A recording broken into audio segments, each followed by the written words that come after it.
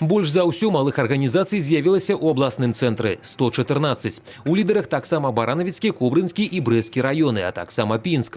Часцей за ўсё бізнесмены арганізуюць уласную справу ў сферах гандлю, аказання паслуг, вытворчасці. Для суб'ектаў прадпрымальніцтва ў вобласці падабраны 81 зямельны участак. Акрамя таго, ім прапануюцца 112 участкаў для рэалізацыі інвестыцыйных праектаў.